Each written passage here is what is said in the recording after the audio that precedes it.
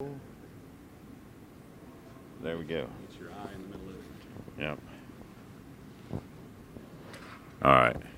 So I'll hold the mic so you don't have to go back and forth. Also, it makes it noisy. You can hear like every little tap on here. Right. And I usually just wave so I know where to cut because that's my biggest deal. Actually, we can both wave whenever you're ready. Sure. We'll try one out. Oh, wait. Let's do it again. Hey, everybody. I am Matt Hill, and I am here at the Energy Pioneers New Frontiers. We are in Oklahoma City at the Omni, and we are gathering today to talk about the energy industry, all forms. I've got David here with me, and I'm going to let him introduce himself. Shoot. All right, I'm going to do it one more time. Okay. The Energy Pioneers, Energy Pioneers and the New Frontier. Yeah. Okay. Hey everybody, I am Matt Hill. I am a Crude Life correspondent here in Oklahoma City at the Omni Hotel for the Energy Pioneers in the New Frontier. This is a symposium where everybody in the energy industry gets together and works together. And I got to meet David here a second ago. And David, introduce yourself. Yeah, good morning. I'm David Johnson with Tennessee Emergency Management Agency. I work mainly out of Knoxville, Tennessee. And we cover the whole state. We do the shipping for radioactive material and anything that is highway route controlled. We've got to know about it. So that's what I do in a nutshell. Well, welcome to Oklahoma, David. We were talking outside a second ago. How is Tennessee and how are you involved in the energy industry? Like, what do you guys contribute?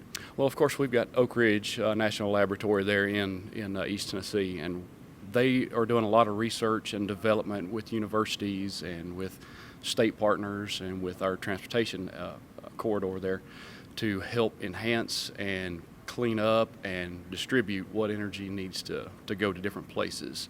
And new energy sources, old energy sources that need to be revamped and revitalized to see what we can get out of things.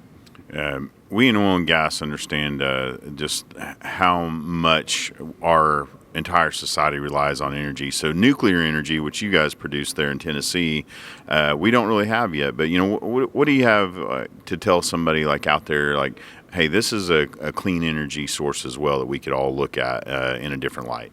Well, just from the reactions that we get out of different materials, the combustion of certain materials produces off gases where nuclear materials and radioactive materials might not have the off gases and the waste products that are abundant with other forms of energy. Now, other forms of energy with oil and gas are getting cleaner. The hydrogen and all that are getting a lot more useful, I guess you could say.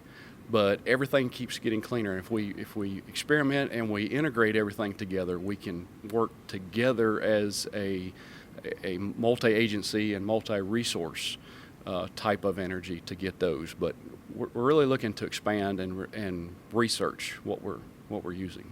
I mean, that's one thing our entire energy industry does is we have the amazing people and minds to go out and find ways to give more resources to the entire world. How did you get into the energy industry? Well, I started out in the military. I was Thank you for your service. Oh, thanks, sir. It was definitely my pleasure.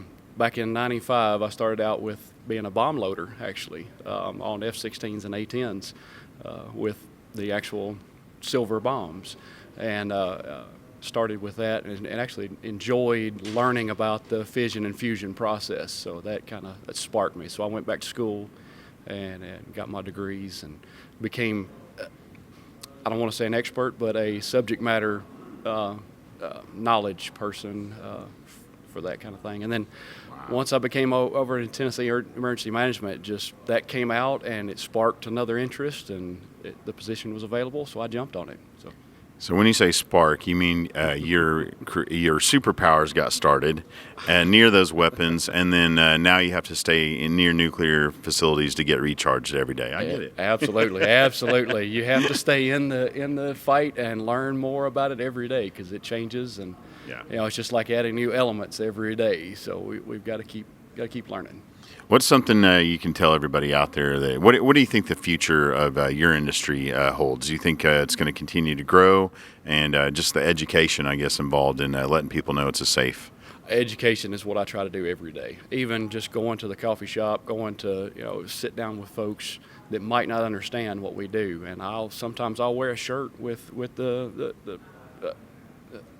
trifoil on it and let people ask me questions because they think it is something very dangerous. And while it is hazardous, it doesn't need to be something that you're scared of. And education is just my forte. I love to teach. I love to be out in front of people, given the message that we've got that this is good. We just need to harness it and we need to be careful with it. But yes, we need to use it. When will I get one on my car where it flies? For the little Jetsons car out there, that. Maybe power my house, right? This is great. David, thank you so much for what you do. Thanks for being in Oklahoma City. I appreciate meeting you. Thank you. Guys, this is our show, and I'm loving being the Crude Life correspondent.